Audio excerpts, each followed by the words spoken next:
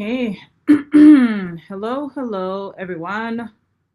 Uh, can you hear me okay? Hi, Ernest. How are you? I think I'm doing good. I'm doing good. good. How is everything? Thank you so much for joining. Yes, thank you. Thank you for the opportunity as well.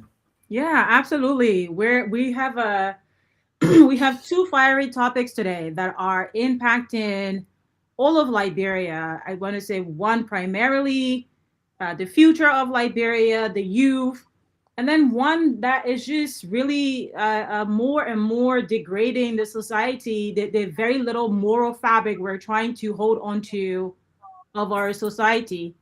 And so we're going to be having an uncensored conversation about these two. So before I get started, why don't you go ahead and introduce yourself to the audience? I know you've done this many times, so like you're not a rookie to this. You have done interviews so many times, and hopefully we can have you on like as a guest panelist. Um, but yeah, just go ahead and introduce yourself again to the uncensored audience, and then we'll go from there. Okay. Thank you so much, Fanta, and also thanks for the opportunity. So, by introduction, my name is Ernest M.G. Wolo. I'm a law student here in Rwanda, and somebody who believe in justice, somebody who believe in everyone should have the opportunity to express themselves, and somebody who believe in that justice to be served, or whether you are the accused or whether you are the accuser, no matter what position you stand in. My interest is to make sure that you have the opportunity, you have the right to defend yourself in court when you are accused, or you have the right to take your issue to the court when you are affected. So thank you so much, Fanta. And this is an exciting conversation. I hope that there are other cases as well. I think you've been following the news. I think maybe in future time we have the opportunity to discuss it, at least to enlighten the audience as to what is happening and how far we as a country. Thank you so much, Fanta. Yeah, absolutely. Well, welcome again to Uncensored. Today, we're going to be jumping into two specific topics. I usually have a list of items, but I think I really wanted to hone in on these two today, as I said, because they're just, I wouldn't say groundbreaking, but they're just topics that are recurring, right? We continue to see this pattern for things that should be given the utmost priorities, right? Necessary attention, and they keep being put on the back burner. The first is going to be the Peter Bond Jallah case. So this is the sodomy case. Um, I'm glad that you're from the law background. I come from the activist background, but this is the sodomy case where you have an a child. Let's just put it that way. You have a child, a baby that gets raped, not just raped, gang sodomized by a 60 plus year old man who is a senior level governmental official in the National Security Agency. So not only is he a senior level governmental official, he has a long history of serving in the intelligence space in our country. The story goes, he lures this, I think at the time, 14 or 15-year-old boy who lives in his neighborhood to his house. I'm learning today multiple times. The first time was in November. He saw him on the soccer field. You know, as we as a people are very communal, right? So if we living in the same community, um, mama will allow me to go to your pa house. Your pa will allow you to come to our house. So it's never been a thing where you felt like you had to hesitate or be apprehensive with allowing your children to go to people whom you consider to be extended family homes like your neighbors. So his mom taught nothing of it because he would constantly call him over under the pretense of doing housework, right? Doing housework. And this is, as I said, standard in our community. This one day in November, he calls him over from the soccer field or from the football field, and he sodomizes him. So he rapes him. Okay? He rapes this little boy. As I said, at the time, probably 14 or 15. He sodomizes him. The little boy is so disheveled, doesn't know what to do, so frightened, and he says to him, if you tell anyone, I'm going to kill you. This is according to the recent testimony. The reason why this conversation is coming back up, because this case happened in January of this year. The reason why we're touching base on it now, or again, is because the trial is ongoing. I think the trial started yesterday, on August 17, went on till today, the 18th. This trial was supposed to happen, I believe, in June or July, but has been delayed for several reasons, and is finally ongoing. So back to the story is that the first time he sodomized him was in November. He then says to him, per the boy's testimony, he then says to him, if you tell anyone, I'm going to kill you. If you know anything about trauma victims, about rape victims, sometimes it takes years before they can even muster the courage to tell their story. The second time was in December of that same year. So this all happened last year, November of last year, 2025, and then December.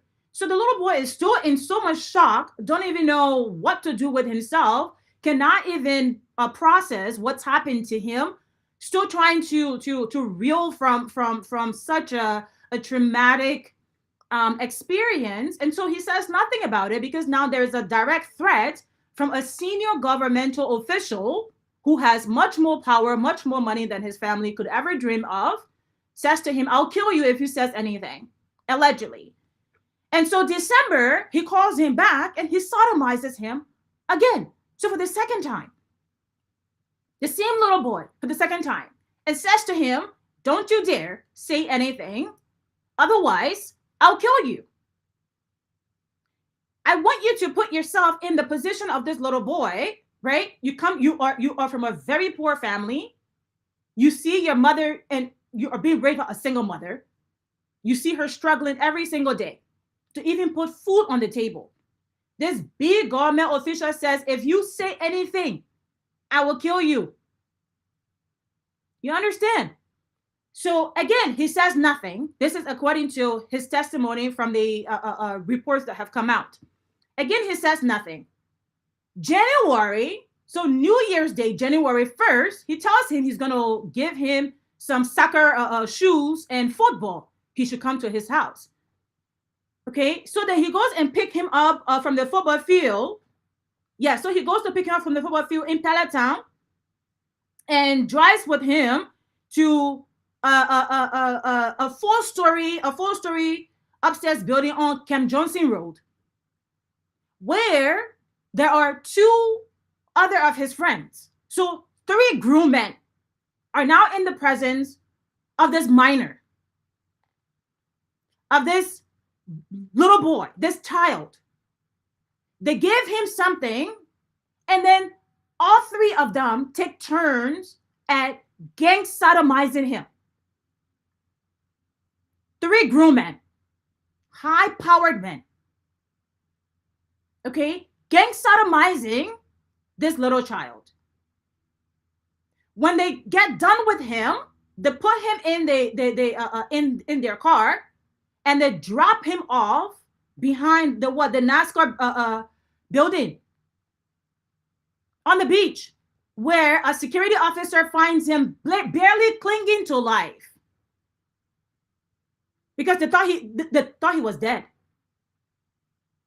It was their hope that, I'm inferring here, of course, when we commit such a crime and you drop the person's body on a shore that has one of the strongest currents in the world, the Atlantic Ocean, the hope is that the current from the ocean is going to come and wash his body away. The wave is going to wash his body away. So that was the hope. But God doesn't sleep, because God does not like ugly. So the security officer finds him, barely trying to ask him any type of question. What is he doing there? Who are his family?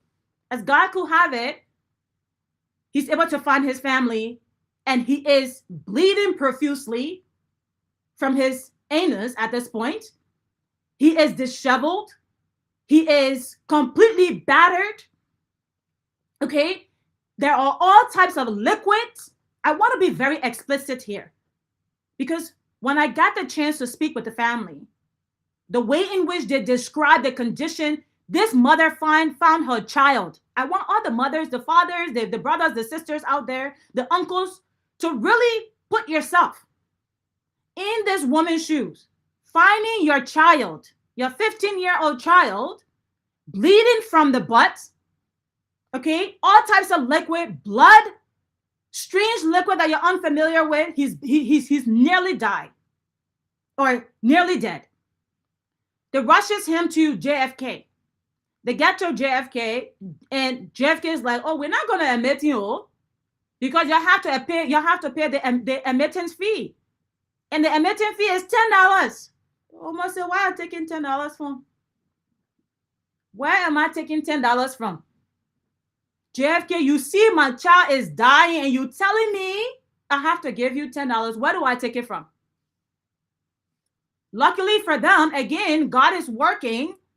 There is a good Samaritan there who sees the commotion happening, who then offers to pay the $10 for the family to be admitted. Okay, they proceed to call the police. Police doesn't show up right away, so LNP does not show up right away. No gender ministry is there.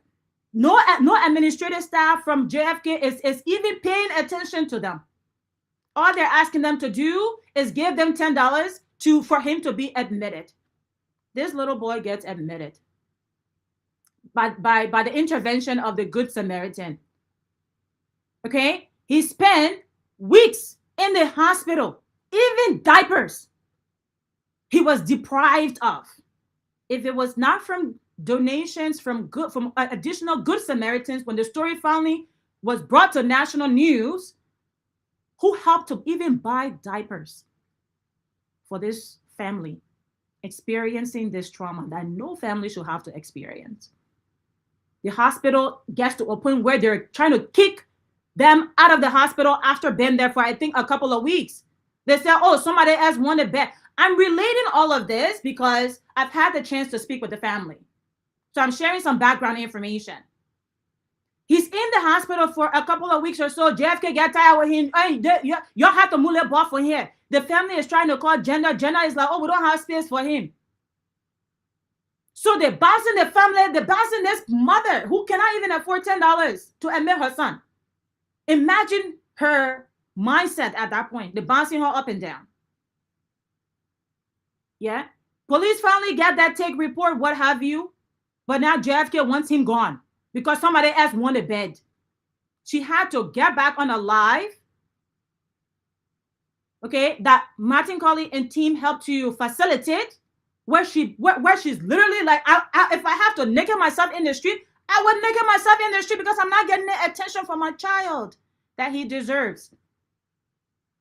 And finally, the JFK then administrators get involved and they move him elsewhere. But gender still is dragging their feet. This case, the long short of this, because I want you to come in here. The long short of this is that all the systems failed this little boy. It is only the grace of God that he is still holding on to their life. I have photos from the family. It is so gut-wrenching to see what was coming out of this little boy. And JFK is kicking him out.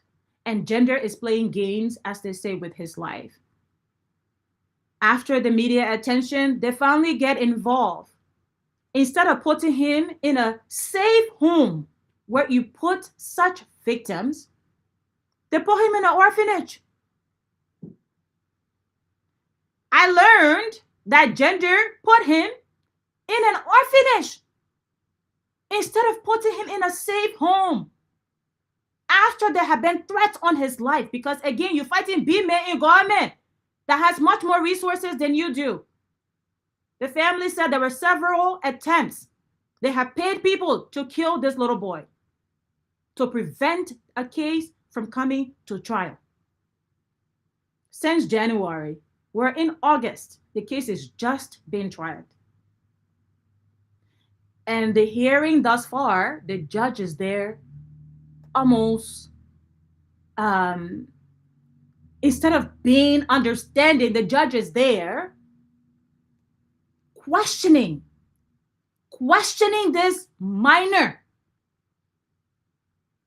as if to say he's the one that has committed the crime. So there are many different components here. You have society let down, or probably society is the only people who have come in here, but you have infrastructure who was supposed to be here to support such victims and their families have completely let them down. And then now he's being chastised on the stand to relive the trauma that he experienced just months ago. And one of the questions that the defense came up with was, well, if you say you were raped in November and you were raped in December, how come you didn't say anything? As I said, keep in mind, sexual violence victims, sometimes it takes them years, decades for them to even muster the courage. For adults, you're talking about a minor. And he clearly said, I could not come out to say anything because he threatened me that he would kill me. And people are commenting like, oh, maybe he was enjoying it. That's why he didn't say nothing. This is the society that we're in. So Ernest, I know I've said a lot. You as a law student, I want you to come in here from a legal perspective. I also want you to look at this through the society lens or societal lens. So please jump in here. What say you?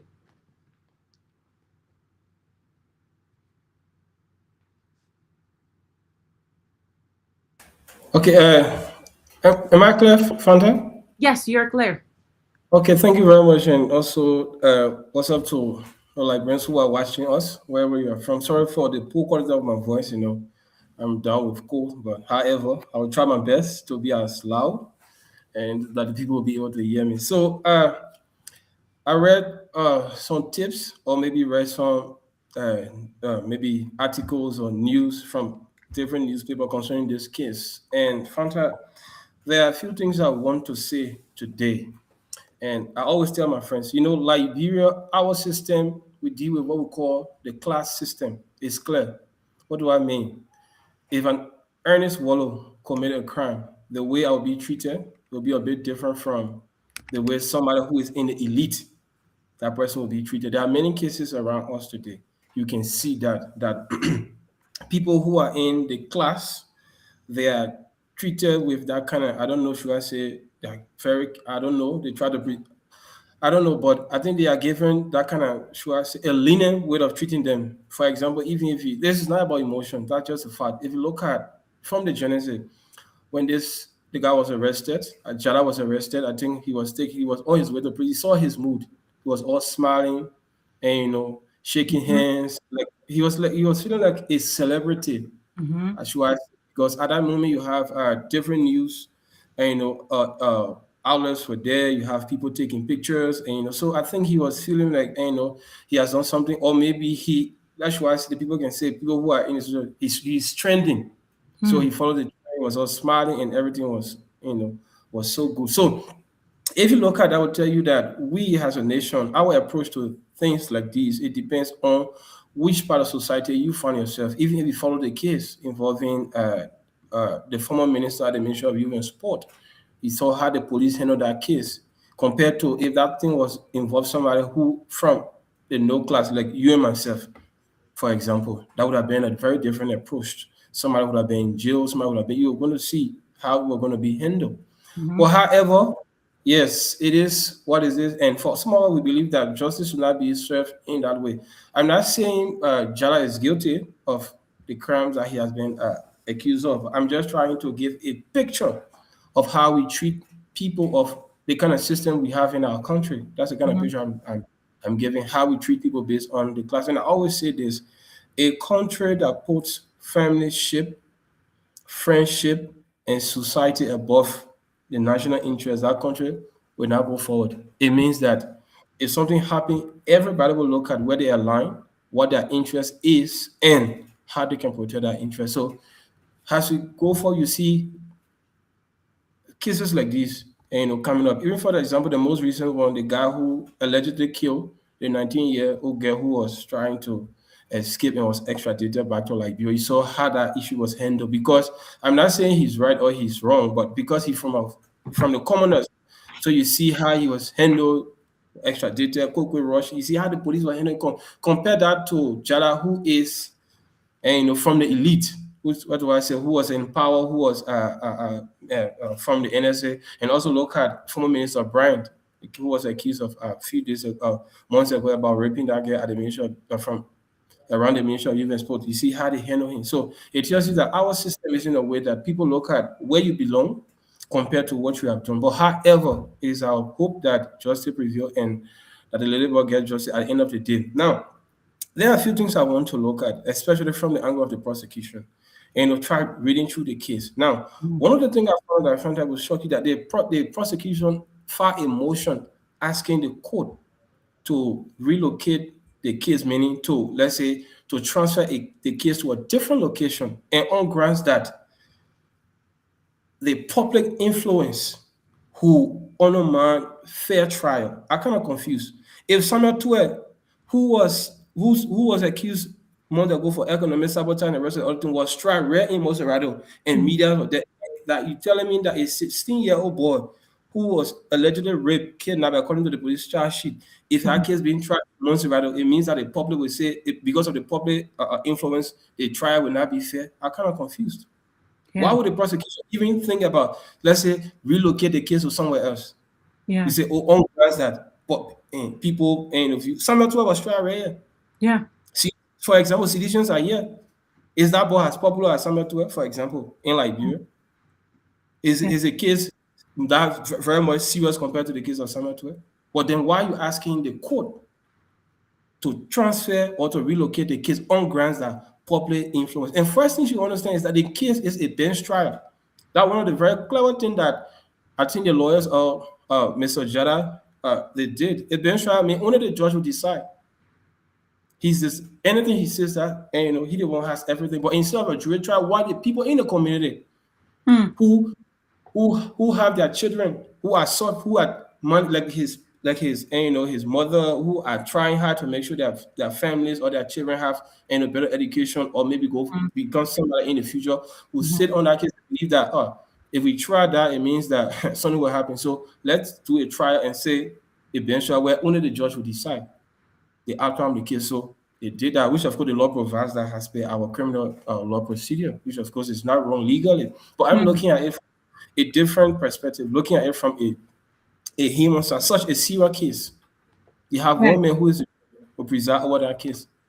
Yeah, and So, I don't know if it's the scene judge, because I want to say about somewhere hmm, in June, the mother had a concern about the young boy being really apprehensive to speak. I think the first time they went to the court, because he was not comfortable with the judge. He was hmm, not comfortable with the judge. Now we can say our justice system is what it is. It's a fair system. It's what have you. We know very well that there are two types of systems when it comes to justice in Liberia. This is very much apparent. So if there's already anxiety from the family to say, look, my child, who is the victim here, has expressed discomfort with relating or recounting this story to the judge, that is problematic. Something should have been done about that. That judge should have been changed. I don't know what the intervention is, if it's the Supreme Court or overall judicial body who comes in and say, look, we have received this complaint and therefore this judge should recuse himself. I don't know yeah. if how that is orchestrated, but what are your thoughts on So that particular point? yeah. So as far as the case, such a case like this, is the government is the one who is in charge. Yet the prosecution, that's the government. So the lawyers, the government lawyers should be the one, because they are the case, the crime is against the state. They are representing the interests of the state. So no matter who is the victim, for whatever reason, believe that maybe it's certain, maybe not, because you have to also look at the safety of the victims. That one thing the law look at as well. The person who has suffered mostly in the entire circumstances. So, for example, if that person feels threatened by a certain thing and say, I think I'm not, that's why you see people who are, if you go to the court, like cases like rape, most time the victims, they keep them behind, they test from closed door, meaning they don't want people to, and at the end of the day, to stigmatize them because the law look at also their safety as well. So if that victim believes that maybe in a certain way the judge is not performing, or maybe somehow notice some level of let's say some level he being partial or whatever, I think the lawyers can make that request and ask that the judge should recuse himself. But in this case, the prosecution was only asking the court for a motion asking that the case be sent to a different location, meaning, for example, maybe Bon County, maybe Bon Nimba. And imagine the further motion the judge declined. The judge denied that motion, and they also filed another writ to the Supreme Court asking the Supreme Court to look into the matter, and the Supreme Court has well declined, asked the trial to continue at the Criminal Code E. So my question is, why was the prosecution so interested in removing the case from Monserrato to Monrovia. from Monrovia to another location? Because you say on grounds of the public and sentiment. So my question is, where do we, which part of Liberia we don't have public, or which part of Liberia there is no media? So tell me, what difference will it make? That's a very good point. That you want to transfer a case from Monserrato or from Monrovia to a different location on grounds that public influence with honor, fair trial, and everything. In fact, if I was a prosecution, should I be the one to be asking? In fact, such a time like in these kind of cases, sorry to say, but you need the public to be involved, because that today happened to her child, tomorrow will be another child. So what are we looking at in the future? What kind of system do we want to make? So what was the intent to say, okay, take the case to another location because the what can you infer? Like what can you infer if a prosecutor makes such a request? So what's the intent? What's the motive? You say, because of public sentiment or public with honor, fair trial. But why do you think they did that? Like, why do you think they did that? That's my question. That's a question. I don't want to jump into a conclusion because I can. I mean, like you and I definitely will. Yeah. If you want to jump into I wouldn't want to jump into a conclusion. Okay, then let me on anybody, but that's something that wait. The fact that this guy is a senior government official, you see him coming out of the court, he's laughing. I want to put the a photo up here.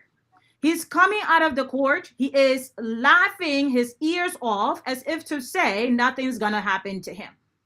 As if to say someone has given him some type of guarantee that, look, guy, nothing's gonna come out of this. It brings me to another point that where we have seen with similar cases, these senior governmental officials are all part of the same group. These secret societies, Masonic group. In fact, someone shared with me as I was doing my research that he is a Masonic member. Most of the government officials are Masonic members, which is why they have been trying to throw this case off. They have delayed it for so long. Imagine, like, I would never advocate for someone like Perfect Keys, but we saw that with the free speech, right? With what I can say, like, lack of free speech, because like they literally prosecuted him within a week or less because he used profanity. So why can the same expedition, right, the same urgency cannot be given to the everyday people? Why can't they do that? Right? Why can they not do that? I want to understand, what is the reason? Right? This is him here. You see him laughing here. He's chuckling. This is the minister of gender. This is the mother of the young boy who is so distressed. If somebody told you this was a 30-year-old woman, would you believe them? Look at her face. How sad she is. How depressed she is, trying to get justice for her child. And look at this idiot. Okay, laughing while he walks out of the courtroom. Right? Because he knows that he's comfortable with his people. They're going to let him off. So probably that's why they have tried to delay this case.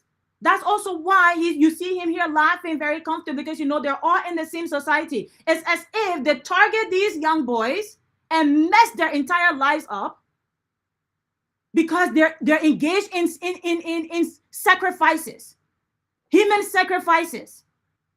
And unfortunately, so many young boys fall victim to that.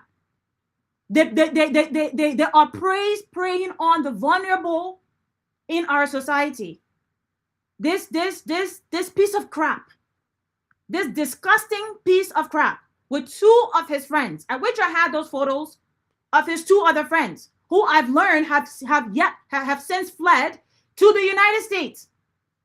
How is it? How is it that they were allowed to leave the country? Okay, look at the face of this mother. I want everyone watching this, and please share this. Look at the face of this mother and what they have put her through. A woman as the minister of gender, to have taken this case as her own, have put this mother through just hell and back. Yeah, so you might not infer, I will infer. I will infer. Because this is what happens. Right? So please continue. Yeah, so as I was saying, we also have to look at that. And secondly, if you look at what's happening, especially from stories or maybe news in the media, look at another issue was that the state have to delay in order to bring forth their witness, meaning the victims. Every time the judge will ask to bring their witness forth to testify, the state will give some level of excuse. And at a certain point in time, the judge was like kind of impatient and tell them that you are delaying, and this is also a violation of the rights of Mr. Jallah to a speedy trial. So for me, what I'm saying, I don't know what's the level of seriousness that the prosecution is applying to the case. I don't know, because now if you look at what happened, they said there are other two, there were three allegedly, and two person is alleged, meaning they are nowhere to be found. Now, what efforts They're is the in the state US. making? They're in Yes. the US. What effort? By the way, they went on vacation. They went on vacation to their buddy, and their buddy invited them to a party to drug a child and gang sodomize them. That's what happened.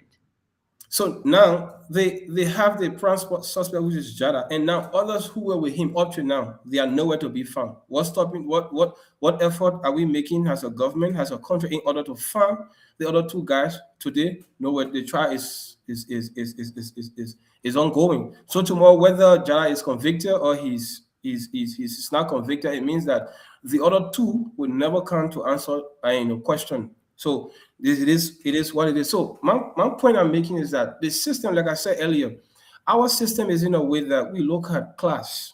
I tell you, we look at class so much, and this is where in civil society have to come in, because most time people get justice from the kind of situation or the kind of circumstances when the community, when civil like advocates like you, the rest of other people put on their shoes to stand for the cause and make sure that to put the government feet to the fire. And I tell you, that would be one of the reasons the prosecution was requesting that the case be moved to a different location, because their fear was people will come on their back 24/7, and that will cause a serious tension. And for that to take that from the eyes of the public, let's take it in a location where not many people will know what happened. So if they go to that location and whatever happens, it means that nothing can be done. And in the kind of cases, I tell you, found that if the prosecution lost the cases, it means to take an appeal becomes, I don't want to say impossible, but it becomes difficult. Because if you look at our judicial system, look at our law, the prosecution cannot take an appeal where in the laws except for condition provided by law. And if you look at that condition to prove it, let's say, for example, maybe you found that the judge took a bribe. How can you prove such a thing? It means that take the case to a location where people will not look at and do what we want to do. At the end of the day, everything just, subside. And now, if you go through the case, right now, from the report yesterday, the victim testified that he was, let's say, sodomized 2 times. Three times. November 29th, December 24th, and that on January 1st. Now, my question is, why did the prosecution brought forth the victim as their first witness? What happens to the independent witness, the guy who saw him at NASCOP? What happened to the medical report? What's in the medical? What is the medical so in rush to bring somebody who is traumatized before a defense team that will do a cross-examination? Because if you look at the report, there are some level of inconsistency. Mm, from the but testimony at the police station and that of the one he made in court. But mm, however, inconsistency in testimony does not mean the witness is lying. What do right. I mean? For an example, Fanta, let's say something happens and during the police, during your testimony at the police station, you said this happened on the 21st of December. And we went in court, you said this happened on the 23rd. Now, Mhm. that is an inconsistency in the date. But Right. however, that doesn't mean you are lying. Maybe what happened is that sometimes people can be under pressure. Yeah. People can be, let's say, can be traumatized, like the kind of Yes. position he's in. Imagine Mhm. allegedly, three person went out with a 16-year-old boy. Yeah. Imagine the trauma wherein you want to clean up for a means of survival. Say, oh, even me. Well, at the I'm time not, he was 15. Just to yes. clarify, like his birthday was in Understood. February, so he was the last one was in January, so he was Mhm, 15 years old. Yeah. mhm. Hmm. So imagine a child who is living has a child to a parent. Now he's a girlfriend or was a wife to another man, which is so imagine that trauma is A something very so groom, rusted yes. man, very Yes, rusted man. such a trauma is not something easy for him as a child, and he lived by the grace of God. I Hmm. can tell anybody. So my question is, why did the prosecution was so in haste to bring him as the very first witness? And speaking What of not the prosecution, like I think it's very yes. important here to because I like to name, right? Like Mhm, I don't like to speak in absentia. The prosecution here on the case, the lawyers on the case here for the state is a Calvin Momolu, okay, mhm, Councilor Calvin Momolu and Juma Conley or Juma Conley, right? And then for the mhm, defense, who's pleading not guilty, which is mhm, absurd. How in the mhm. world, with all this evidence, you're coming out and pleading not guilty? The little Yeah, boy because identified them, the the three of law. them. Wait, just quickly. He went to they asked him. He went to their Facebook pages. He identified them, and yet two of them absconded, Mhm, escaped the country. They're in the United States now. Two of them. mhm. Okay, two of them. He identified them right away. He did. Okay, the lawyer, the people who are representing these type of deviant acts, the people who are helping to propagate, who are helping to sustain these acts in our society. Let me list their names here. Okay, Councillor Wifra Alfred Sayed, Councillor Jallah Zumo. How like is this what you go to law school for? Is this your legacy? I Councillor think Zumo to be defending rape cases, defending sodomists and rapers. This is your legacy, Councillor Sayed or Sayed, Alfred Sayed. This is your legacy to be defending sodomizers, or are you in the same society allegedly? so. I think Fanta, I think the lawyers. I think they are doing regardless of what crime you are maybe accused of or you are a suspect. Or I think the law provides that you have the right to a free and fair trial, and Yeah, we also know the law uh, is you, crap, you, Ernest. We know the you, law is crap. you have a right to a legal representation. So I think the Yes, lawyers, I yes. think they are doing their job in line with what the law provides. So I Hey, think but the kind of job that can pay you money, how do you sleep at night, Ernest? How do you, if you graduate law school, Ernest, when you graduate law school, if I see you representing any rape defendant, Ernest, I will be in that courtroom to hunt you myself. Let me tell you that one. no, I Nah, think what is that? they are doing their job even in front of okay. So let's for me, I understand.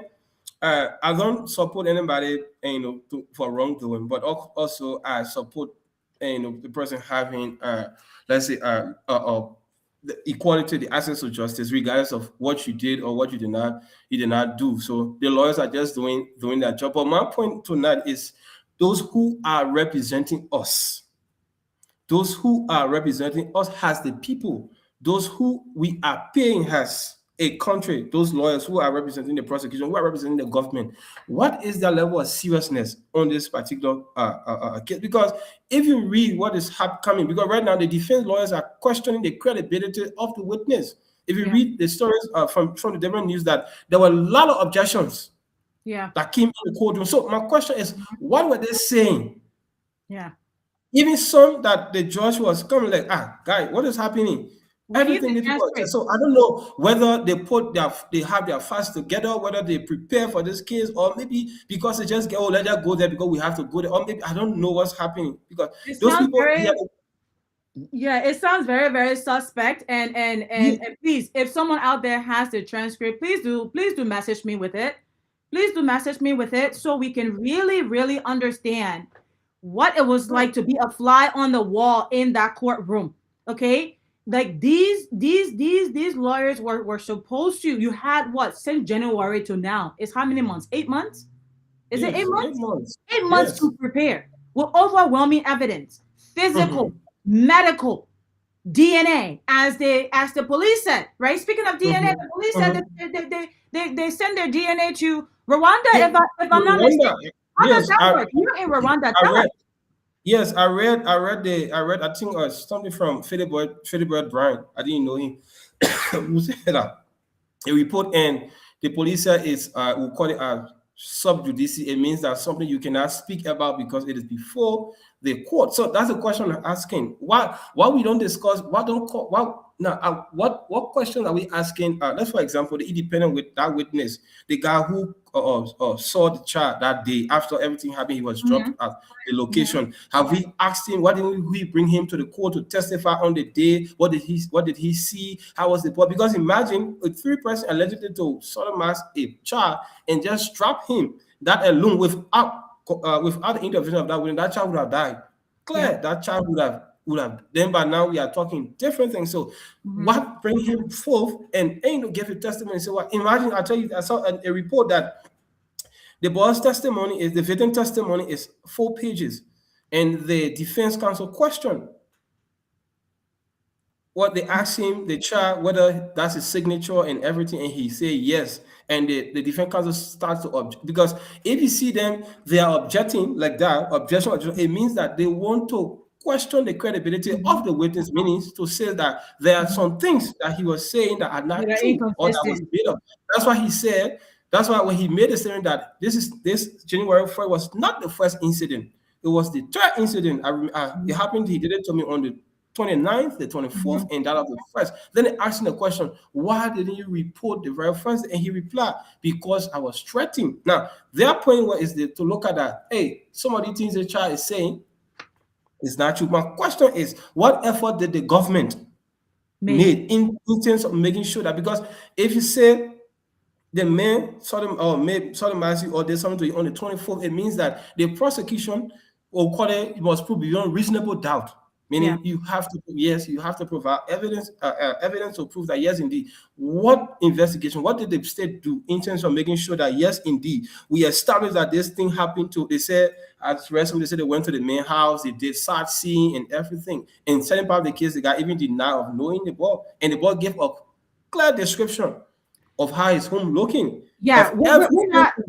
According to a report, they said if they, when they went there, they saw things as he explained. So my question is, what is the prosecution doing? How serious is the case to them? Are they taking like one regular? Oh yes, because the boy he doesn't have anybody, his Yeah. mother is not working in government, he doesn't Yeah. have the support. That's why we just do whatever. Because since, like we said, since January up to this date, It's the the other two playbook. guys Mm-hmm. the It's other the guys that playbook. they were identified through their social media Yeah. or handles up to now, not one person have even Yeah. been called for investigation. The only thing we say they are at large. They can't be looking for them. Yeah. Find out. This is and the funny thing is that the LMP knows exactly who these people are. Yeah. The LMP have seen photos of these people, so they cannot Mhm, deny. I will mhm, like to invite the LMP, if they want to deny this, to say to the public that they do not have information on the other two people who have all of a sudden disappeared, because they do have that information. Our security sector mhm, has that mhm, information, and they have mhm. refused to prosecute, right? To go after them. The other thing that I was hearing like about this, and then we can wrap up on this session and move on to the next one. There has been a lot of reports coming out that even though it is said that Peter Bonjala is at the Monrovia Central Prison, he often leaves at will. So he has a special status where he's there for the eyes during the daytime. During the nighttime, he can leave in his blue Toyota or in a blue Toyota, and he leaves at will whenever he wants to, however he wants to, come back whenever like he wants to. Have you heard that? Yes, I think I've seen that, but I, sorry, I cannot, clearly It's say okay. yes. He said, The, or the that. other thing, Yes. yeah, the other thing, back to these lawyers, right? The prosecution and all these lawyers who have something to say on social media. I call them social media lawyers, where they write long pamphlets. Oh, when they write long pamphlets, you say, man, the man no law. You see the man, you see the man telling us the law, preaching the law, the man no law. They ask them to go and stay and advocate and correct some of the judicial mistakes, the legal mistakes that are happening here. They can't stand, right? They can't stand to do that. But they're really good at writing super long messages on Facebook, right? Social media lawyers. What are your thoughts on that? Well, again, like I said, everybody is a very big profession, and people have their own different their motive why they decide to go to law school. Some go to law school because they want to protect maybe a certain interest. Other go because they want to be part of a pacific society. Because law is a very noble profession. So when you Right. are in you yes, you have that level of let's say let's say attraction. You have some level of fame. Well, so that's why you see some of these there are a lot of social media and lawyers. And like I borrow from uh Councilor Arthur Johnson. He said trial by Facebook. Trial by Facebook is where I people will really go try there try by to Facebook. yeah, you have the you have the defense, you have the prosecution. Everybody try to give their own account, on what the law provide. But my regret is that all those things we do on social media doesn't solve the real issues. No. Going to Facebook, what effort are we putting? Because and the other thing say is that the true application of the law is not just by reading; it's how making sure how the law is applied. So you can read the law no matter what, because the law is in English or whatever language it is, and anybody can read it. But how does that law apply is the most important thing of the Hmm. law. So what effort are we making? Is this case just one of the cases that would just at the end of the day would just be swept under the carpet, like many of the other cases, like the case of the girl who was allegedly almost killed by that white guy somewhere in Bronxville or Exactly. DC? Today Cases in is now, another cases case. in Because Nimba, cases in Lofa, because cases in Wapalo. as I can see, the case where we going with the kind of from what we see in the early reports, I tell you, there's a sign. I don't want to jump into judgment quick because somebody will say, "Oh, he's speaking like a politician." But the early sign tells me that, this we may, I pray not, I hope not to not be the same. All Even that though talk. I don't want to say, but Yeah. we may not get the kind of maybe what people are looking at, because imagine for the prosecution asking for the case to be transferred to different venue, delaying the witness, look at the witness bring on stage, credibility, and all these things. Up to now there were three, one person is standing trial, the other two is nowhere to be found. There are no reports on it. Other now we don't even know their names, even though Yeah. information people has it that the victim was able to identify them through their social media handle. Up to now there's no report to even establish who were those. It tells you Exactly. that there are a lot of things that are happening behind closed doors. There are a lot of things that we are not Mhm. seeing. And looking at the class that Jallah is from, one can tell you that, it would not be an easy thing. So we all have to hope for the best. Again, like I said, our system is in a way that those who are in a class, they are giving certain treatment, and we pray that, or we hope that this should not be the case of this victim. I'm not hoping that Mr. Jallah be sentenced for something that he did not do. I'm not hoping that he be He did it. Allegedly. He did it. He did it. but I can say it. He did it. Allegedly. yes, Allegedly. but Allegedly. Right. my How many, hope that wait. How many allegedly do you want me to add to it? Allegedly. Allegedly. Allegedly. Allegedly. He did it. Allegedly. my Allegedly. hope is that for justice to reveal that we the victims and even the accused to receive justice to the full end. It's my prayer that this should not be the last day that we talk about this thing. We have to Oh continue no, we making are the noise. following. We are following this Yes, case until to the make sure end, that Ernest. Yes, justice is absolutely. is I want to bring in a couple of videos here because you know what you just said. We hope it doesn't end up as we've seen the pattern, right? For these high profile cases or high profile individuals against impoverished or marginalized people. I want to bring in like the first clip here. This is of the McGill case and the 14-year-old girl. Yeah. Yes, Okay.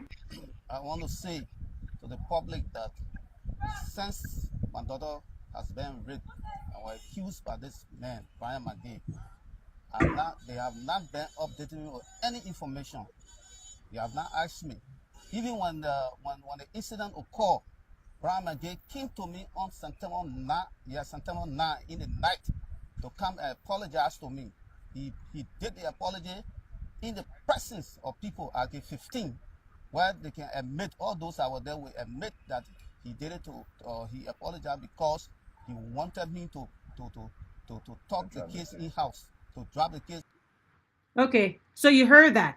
Brian McGill went to his house. He can bring up to 15 people who can attest that Brian McGill went there and apologized to him when the case happened with his daughter because he wanted him again to forget about it, to sweep it under the rug. I want to also bring in the final report. Okay, this case also took months to process. And the excuse from the police was that they had to send a long ongoing investigation. Hold on 1 second. They had to send the evidence to the DNA to Rwanda to be processed. And then that's what also took long. First, they had to call around. And finally, Rwanda apparently is the only place that can accept our request to process DNA. Ghana would not. Sierra Leone would not. Right? Guinea would not. Apparently, it has to be sent all the way to Rwanda. So after hearing what you just right, after hearing what, yeah, after hearing, go ahead.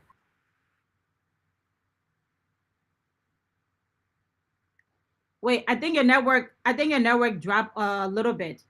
I'm still confused that in Yeah. I'm still confused that in 2020.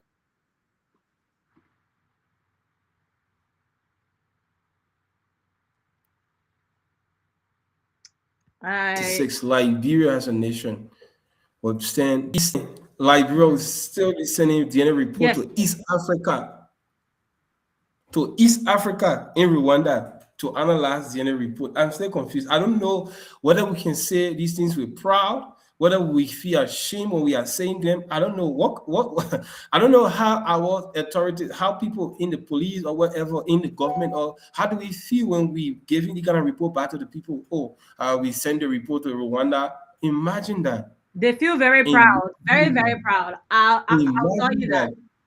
I don't know whether that is a strategy because they know that Rwanda is far from Liberia. It requires a lot of wait. So it means so what they're trying to establish is credibility, right? Yes. We're taking this so seriously that we had to seek, right, the best in Africa. That we could reach out to and adhere, right, to our call, and that was Rwanda. And therefore, I know you don't trust us, public, but you would trust the Rwandese because they are highly intelligent, much more than we are. They're innovative. They have invested their resources in the appropriate infrastructures so that when these cases come up, they're able to resolve them and provide justice for their people. However, they're not looking at what they are inferring, the incapability of their force, their inadequacy. Look, I knew it.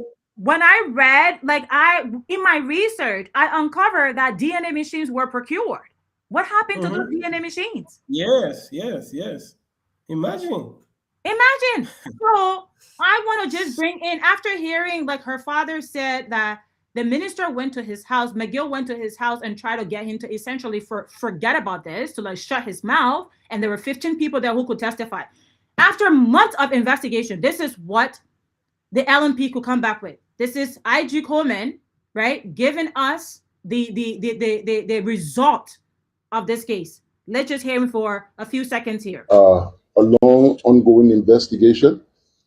Liberia National Police conducted an extensive multi-layered criminal investigation following a rape allegation involving a 14-year-old minor and Mr. J. Brian McGill. The key investigative actions taken included the following: GSM call data and cell site location analysis, independent GPS location verification, review of available CCTV footage, and full DNA analysis conducted through international forensic partners. The findings: the telecommunication and GPS data conclusively excluded Mr. McGill's presence at the alleged crime scene during the relevant time. CCTV footage did not support claims of his presence. The DNA forensic results, which have now been received, excludes Mr. McGill as a contributor to biological material recovered from the victim's clothing. While unidentified male DNA. Okay. Here is the contrast. Somebody physically come to my house as a parent and says, you know what? I did this to your daughter. Please forget about it. There are 15 people there to attest to it.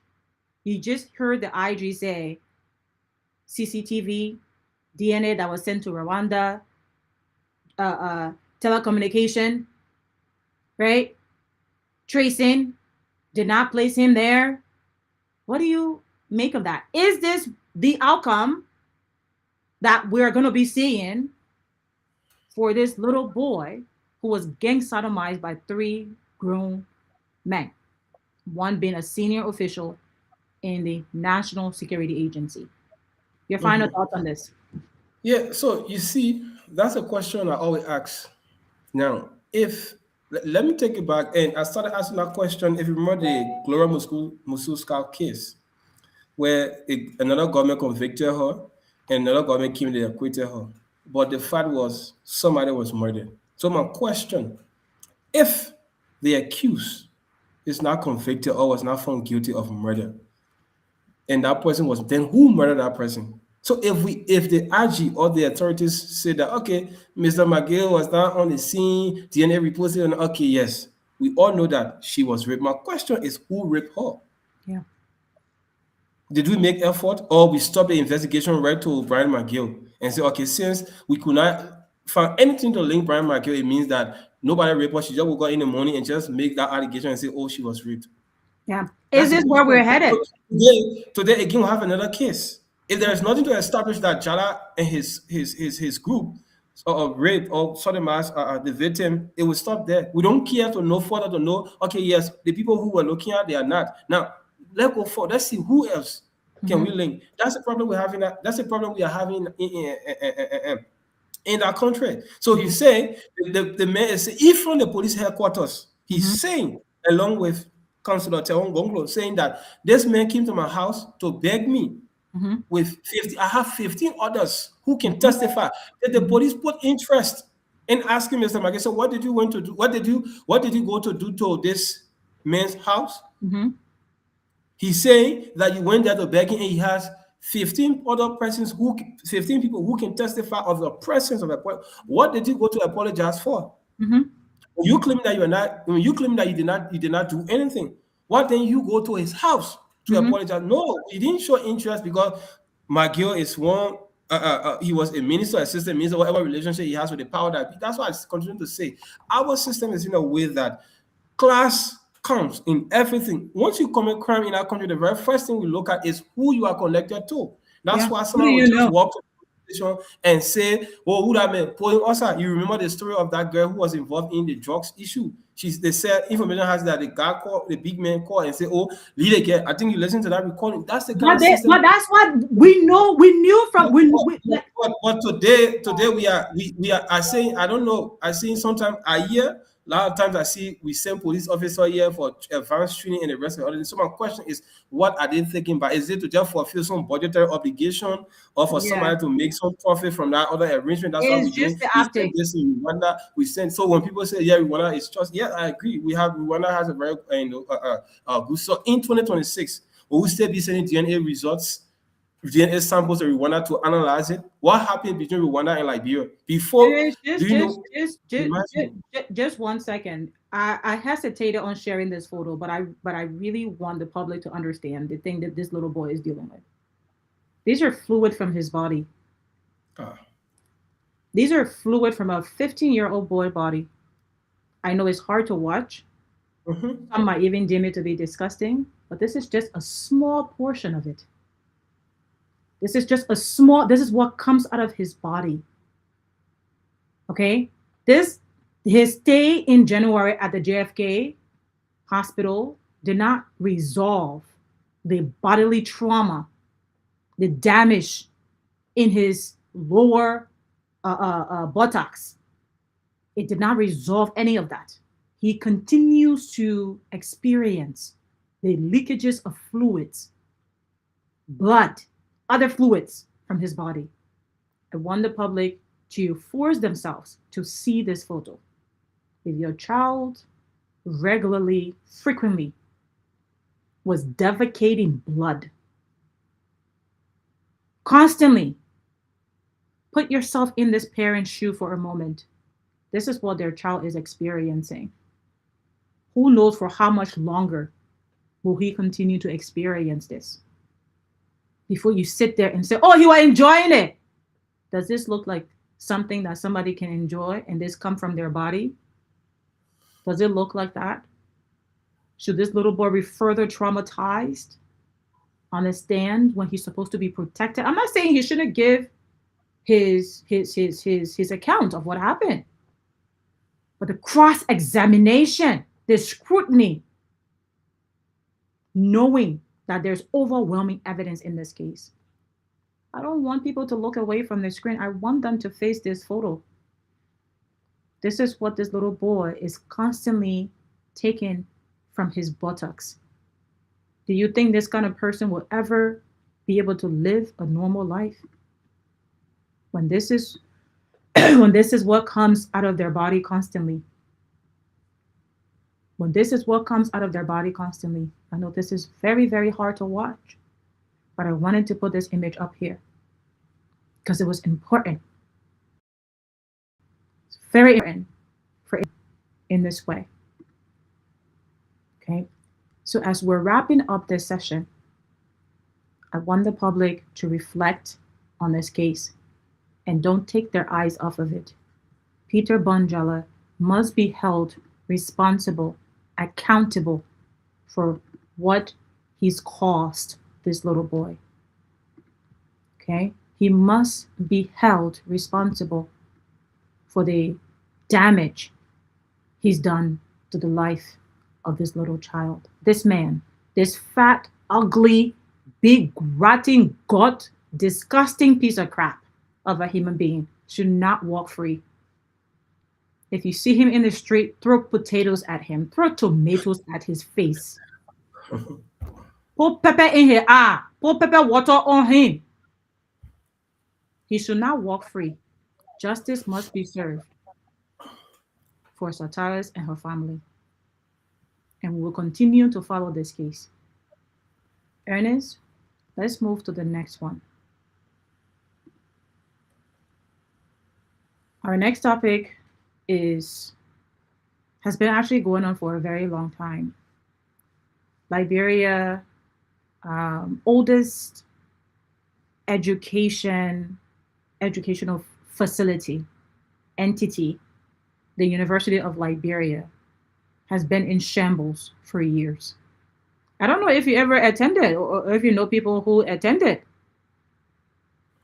No, I think that's one of my that's why I say academic. So I say academic regret. I didn't attend the university. I wasn't privileged to attend the University of Liberia, and fact is that me not joining the student unification party is something that up to now I still SUP. yeah, it's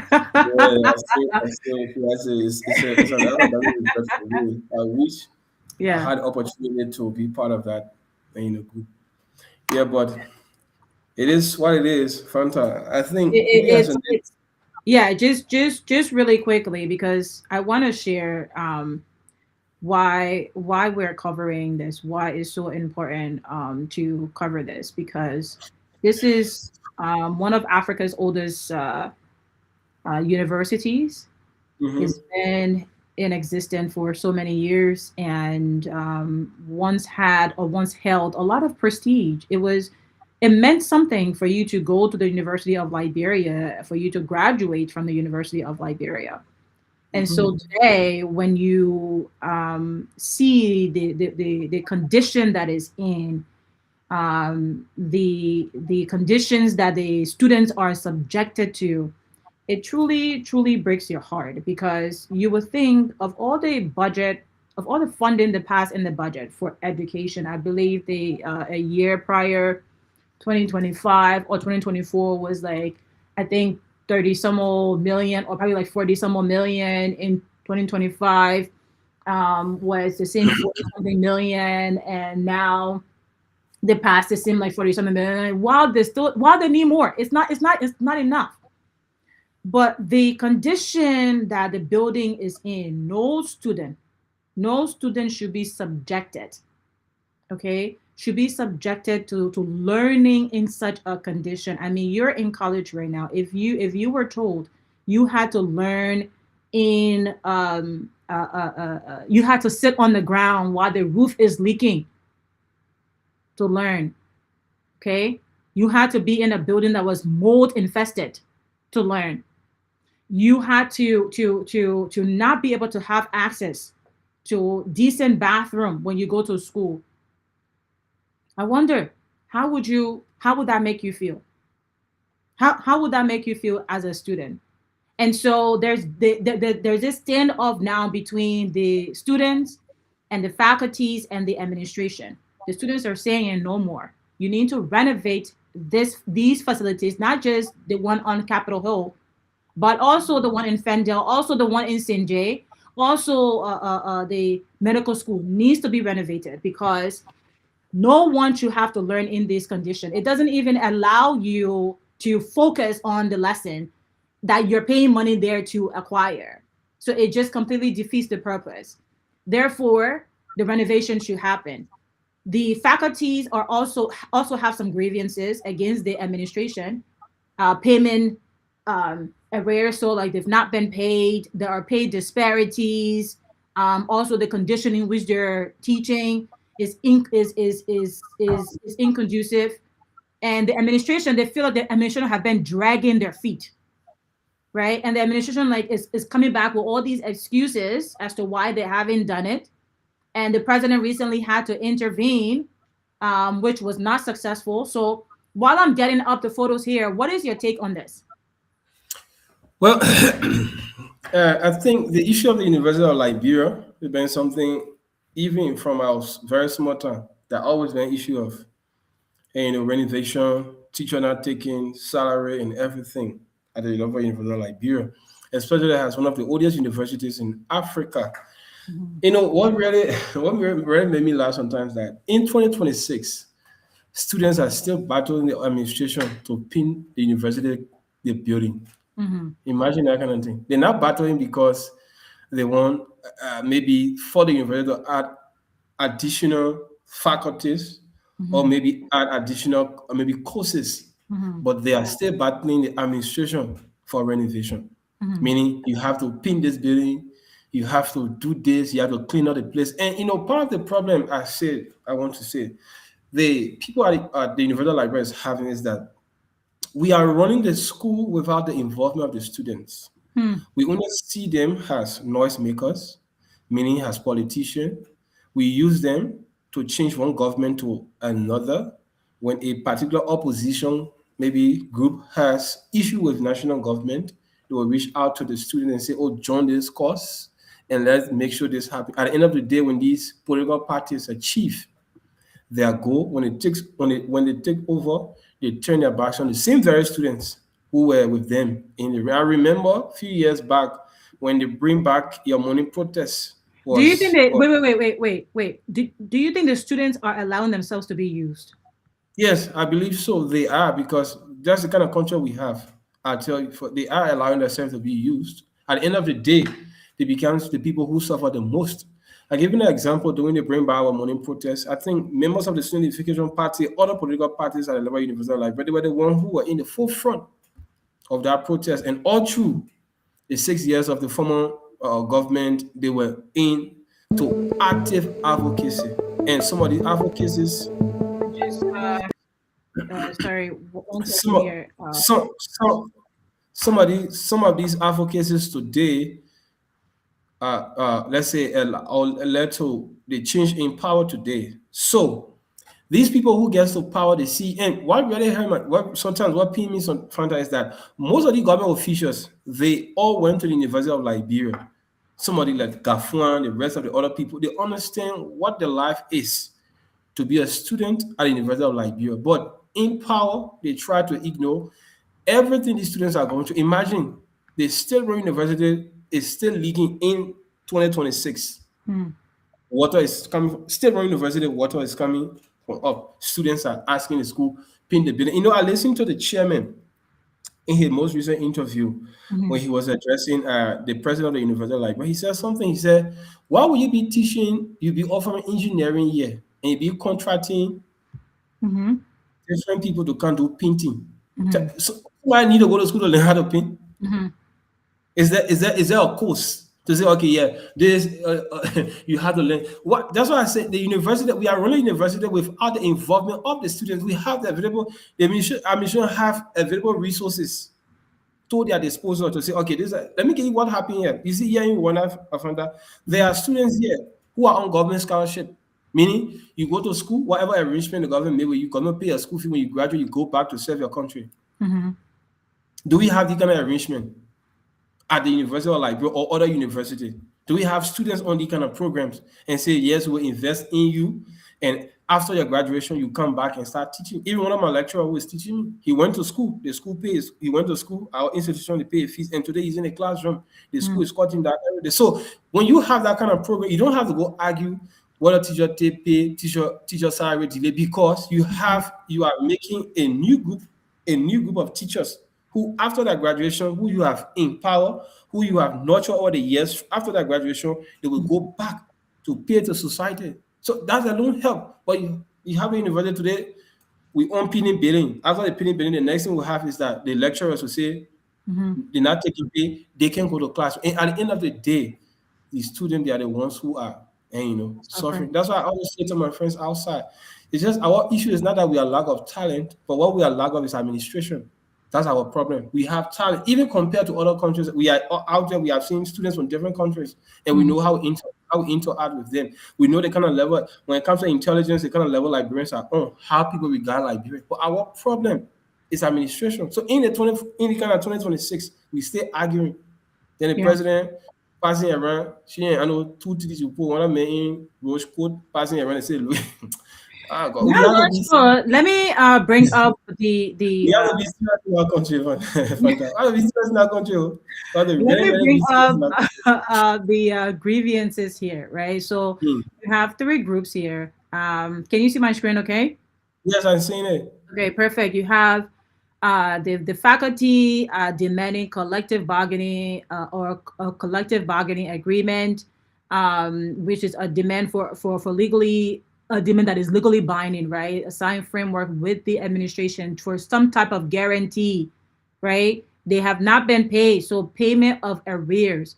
They're demanding immediate disbursement of long overdue overload and vacation session wages, salary disparity correction, welfare and insurance. How do you have tenure professors or tenure faculties and you don't have any type of welfare or insurance for them, right? What type of job securities do they have? And I think all of this is very, very normal. They want a no confidence vote, which is a reiteration of the faculty's complete vote of no confidence in the university president. So essentially, they're saying that they don't trust the administration, right? They don't trust that Mapayan to be the right administrator currently for UL. The students demand they want comprehensive campus renovations, right? Rapid structural remediations of all university locations, including Capitol Hill and the medical sites, not just Fendel, right? Sanitation overhaul, thorough unblocking of sewages. How disgusting is that? You're trying to learn, and all you're smelling is sewages. So unblocking of the sewage lines and immediate restoration of running water to the bathrooms, to the restrooms, right? Learning resources, urgent provisions of standard classroom chairs, clean whiteboards, and functional science labs. I don't know if you saw the photo of the chairs they saw they brought today. I'm like how are these modern chairs, right? Is this just are they just making a mockery out of the situation? Subsidize commute. So some type of help to get a to and fro to the campus. Immediate class resumption. They want to go back to school as much as people say, oh, subject to disrupting. They don't want to come protesting. How can you learn in these conditions? It's nearly impossible. And then lastly here, like what the administration is saying. I actually want to. I have a video here. Like I want to pull up her thing here. They also want the students to go back to school. They're saying there's a severe national deficit. Their $41 million budget was slashed to $33 million. If this is the case, this is also very ridiculous of the legislative. They also are not taking this seriously. They don't care about the educational welfare of the broader population. How can you budget $41 million and then like you only give them $33 million? How are they supposed to pay for salary to do renovations and other things? So we'll also have to look at that side as well. They're saying they need 500,000 for immediate repairs, right? I want to bring in a video here from her where she's saying that there was 6 point something million allocated for $6.3 million. And I do want to explain to the public that the allotment is not $6.3 million. And I do want to explain to the public that the allotment is not a cash handover. It is amount of money that the government has set aside. And as we meet milestones with the infrastructure development, renovation, construction, fixing, etc., it's released. So that makes no sense at all. How you say 6.3 million is allocated, but it's milestone based. What is $6.3 million when it comes to renovation? That you have to make it milestone based. So it's as if you don't accomplish this, like you don't get the money. I don't believe that. What's your take? Yeah, I think what she's saying is that the 6.3 million was not something that was given to say, oh yeah, this is the money, this is the cash. I think it's like we're in milestone based. Like for example, if you now let's say they are requesting for 500,000 for renovation, right? So maybe if that money is given and the work is done, maybe they go back again and say, okay, we want another 500,000 to do this. So if they complete this part of the let's say the project or the part of the work, they're going to go back to ask for additional money. It means once they cannot show or they cannot do this, it means they cannot go back to do that. It's like you have this budget and say, okay, this $100, you want $20 to do this, you come, we give it to you. You tell us what you have done. If you want another $20, but it's not wherein they took the $6.3 million and gave it to Hall or the university administration and say, okay, this is the money, you can go ahead to do your That's work. micromanaging. Like how do you micromanage like a desperate situation? Let's just continue to like hear her out here. Okay. And before you can get to the point of even releasing it, you have to go through the assessment process for the properties and buildings to be renovated, and then you have to go through the procurement process to procure the contractors who will do the work. All right.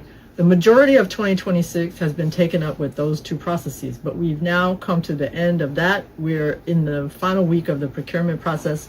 We have 3 different funds for the infrastructure. Even though it's 6.3 million, that 6.3 million is spread across 3 different funds that have slightly different purposes. And so we're getting ready to get to the shovels in the ground point. The step that follows where we are now is the contracting. Now that we've... Do you think she's been set up to fill?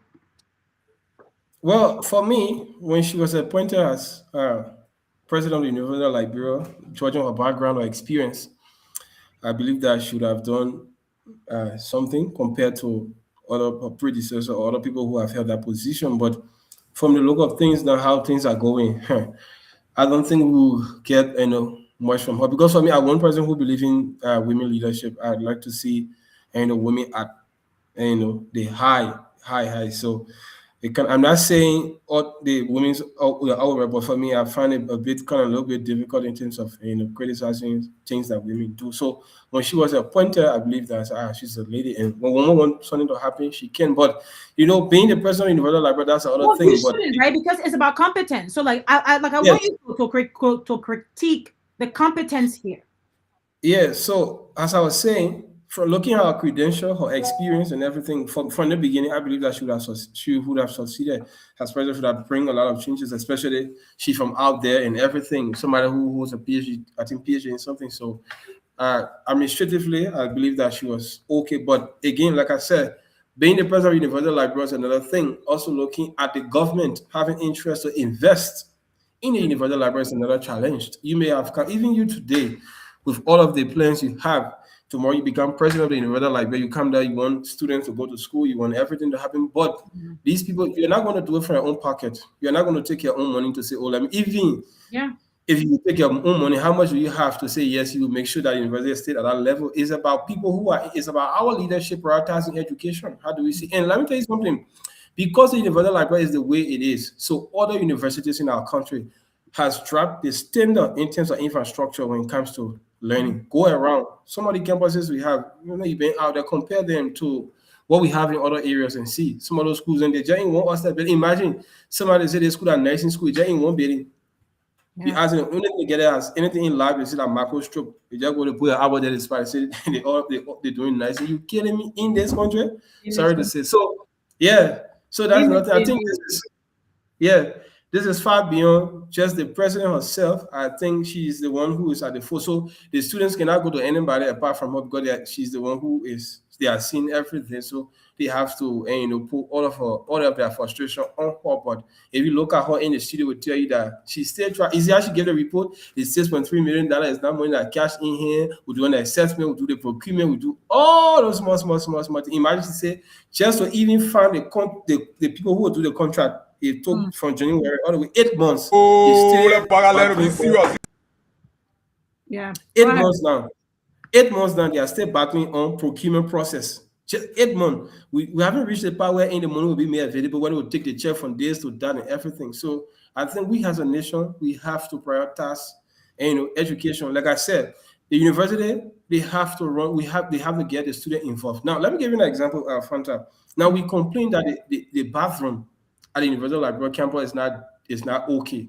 Because what I believe is that there are people are not, we don't have people or staff who's taking care of any of those bathrooms. Now, let's say, for example, in our country, people want to work. Those students, they need something at the end of the day. So, for example, if you create a system wherein you give a vacancy and say, okay, we are looking for janitors, students who are in the university, meaning you go to school Monday, Wednesday, and Friday. You go to work Tuesday and Thursday, whatever way you plan your classes or whatever, but you're working. At the end of the month, you go home with 150. I tell you, if you try that right now in that school, those students will apply, they will get that job, they will protect that barrier. They will know that if tomorrow they mess up, they are messing up themselves. So you don't need to go bring people from us. You get 26,000 students, you still recruiting janitor from us. You get 26,000 students, you still looking for contracting. You still looking to contract people to come do painting on university. But that's why I'm asking the question: do you have to go to any school to learn how to paint? You can take them from the end. Once you make them involved, all the nurses, you see those different student groups are causing them now, because what? They are feeling that they are involved. Yeah, they are involved. So the administration needs to run the school along with the student. They don't need to put them out and say, "Oh, for you people, I want to do that for protest." That's why the president was asking: if you are teaching the chairman of SOOP, imagine you're teaching people engineering, then now you're going out to bring people to come paint the building. Why you can't use the student? Yeah, what's the point of that? Let's just listen to them for a little bit here, and then we can wrap up. Let's take renovation all of the campuses. You get your kind of capital here because it's the hub of the city. They remove this, and then you see a president that has been in power for more than 400 plus days will come here and be parading the Capitol Hill campus. If you have not seen this before, if you go on the Fender campus, you see the AB building, you see other buildings as death trap. The people The students being traumatized daily by these conditions structure. Yeah, and like the buildings as death traps. The students are being traumatized daily by these structures.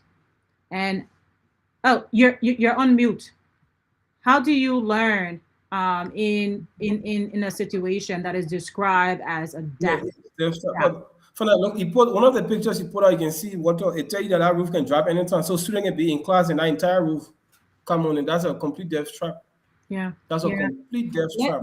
let's wrap up here. So, like your final take on both of these topics today, because I thought they were really they deserve a little bit of deeper dive outside of the one or two liners Facebook post. Um, and so thank you for joining today and adding your voice to the discourse. But what do you say here in terms of your final say on the sodomy case that is ongoing, as well as Yes. So the university case? yes, what I want to say is that it's our hope that the current case involving Jallah and others, that it should not be like the regular Liberian case. I wouldn't want to cast an expression on people because based on my background, to say you have to speak like a lawyer, so I try to be very careful Okay, in Mr. how I Lawyer, say. man.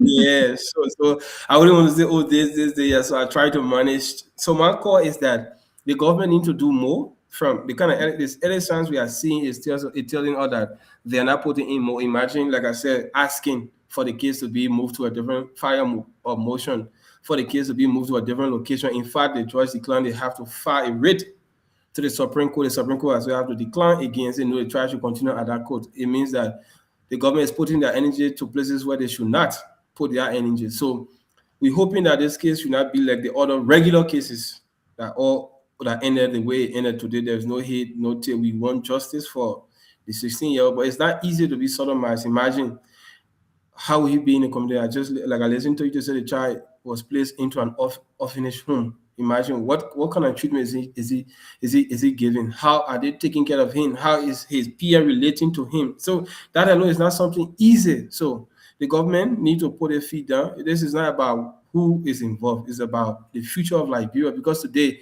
an injustice to one is an injustice to all. Today is that child, tomorrow could be another child, and we continue to protect people or continue to take things because the person is in this, the person is in that. At the end of the day, we as a nation will not be going anywhere. That's why today we have to send all our DNA report all the way here in East Africa. So even if the flight delay and everything happening along the way, we don't know what can happen, because between Liberia and we wanted a very long distance. So what happened in between there is not something easy. So I don't know how we try. So it's my prayer that we as a nation, we have to try hard. That will not be What's the passing flight through. like? Just quickly, what's the flight distance? So, for example, if you go traveling by Kenya Airway, you have to leave Liberia to Ghana. It take like 1 to 2 hours. Then you have to leave from Ghana to Kenya. It close to like 6 to 8 hours. Then from Kenya down to Rwanda. Imagine it's not a direct flight to be changing. So what will happen now with the DNA sample working? How are they even secure? Because the DNA is like it's a cells that are living thing. So if they're not in a proper area, something it can be contaminated. That's why people say, oh, we don't see anything. Not that something was not there, but the way they are handled, who handling these DNA sample along the way? So the result will give what the result sees. So who handling that around the road? So we have to try as a country to say, well, do we have to travel the entire distance just to DNA analysis? Okay, we can have even if we have the machine, we don't have the expert. We can bring in the expert. That one a human being. But imagine the blood sample. How well are they preserved? So we have the kind of thing. So my prayer is that our hope is that we have to do better. That this case should not be like the regular Liberian case. It should not end the regular Liberian way. We need justice for that boy. We need justice for every child who has passed through similar circumstances. It's not about only him, but this voice is about all other Liberian, well, girls or whosoever. We need justice. And also to conclude on the issue of University Liberia, like I said, the administration needs to change their strategy in involving the students in administration. There are other areas I believe that the student can function. Because let me tell you something, our people can say, if people don't have anything, if people is less busy, they can cause much noise. You make the people busy. If somebody is working, has a generator, for example, at the university library, they don't have time to go protest. If somebody is working as one office boy in the university, they don't have time to go protest. If somebody is working as some kind of assistant lecturer or something, and you know, when you're a senior student, you can be a TA to one lecturer in course that it happens here. Courses they all over the best student. So if these students are busy in this way, they will not have time to go on the street. Even sometimes they put them to go over and argue about the university, or people will not be able to because they don't have anything to do. That's why every time you see them in the street, so that's the only way they can express their anger. So the university needs to change their strategy in making sure that they involve the student in the administration of activities of the university. So again, I want to say thank you to you, and I pray that this should not be the only case that we talk about. There are other cases that for me, I'm closely following. I think if you follow my Facebook page, I'm talking about the 19-year-old girl who died, who was allegedly murdered by her, I don't say her boyfriend or whatsoever, so everything. So that is also have to look at as well to make sure that we're not the one in the court, we're not the one the judge, but our voices alone can help to make sure that the process is okay. And we also call on, because it shouldn't only be for campaign. When people want to run campaign, then they add an advocate. Oh, campaign, so everybody writing this as something we should take serious. But at the end of the day, I tell you, find that if we don't do our best to put these things in place, at the end of the day, we may not have nobody to govern. Like, bro, will just be a free state where everybody can do anything and they walk away. That's why today you see drugs just coming in our country and nothing's happening. So again, thank you so much for the opportunity, and I hope that we can have the moment to discuss, more of these and No, this is thank you for coming on. This is definitely not going to be the last time. I think the audience benefited a lot from our deep dive today. It's really important to have these lengthy discussions because there are so many nuances to these type of events, especially with the court cases. With the University of Liberia, I think is just more of an abandonment. The legislative who are supposed to be allocating or drafting the budgets. I don't think $41 million is enough for the university. I think at least 1% of our budget needs to go to education. We have a rapidly growing population that needs to be properly educated, and ensuring that the environment in which they're being educated is conducive for them to retain the knowledge that is being espoused. I think that's is very important for it to be healthy. And then this sodomy case, I'm so heartbroken that this family is experiencing what they are experiencing. As I said, we're going to be following very, very closely. Please do share the message with your friends, your family. We're going to continue to follow this along with other cases. And we'll try to probably do at least probably two or three lives a week, along with our pre-recorded episodes. But here at Uncensored, we are very much committed to keeping our analysis uncensored about society issues and issues affecting our people, and remaining voices or remaining in the advocacy space of always amplifying the voice of the voiceless. So thank you so much again, Ernest, for joining. I know you're wrapping up like your law degree soon. Like, I can't wait, So happy. If I catch you defending any sodomists, any rapists, I will be in that court. I will be in that court to put your shoes on fire. I will just be saying, yeah. For me, I got so much interest in criminal law. So much interest in criminal law. So like I will be there like just waiting to stir up fire, like to stir fire in the court. I'm telling you, but it's been a pleasure. It's been a pleasure. Let's continue to have these discussions. Our people deserve it. And as I said, share the show, follow all of our uncensored handles. Until next time, thank you so much, everyone, for your time. Ernest, thank you so much again. Have a really good rest of your evening. Thank you, everyone who's watching. Alrighty, have a good one. Don't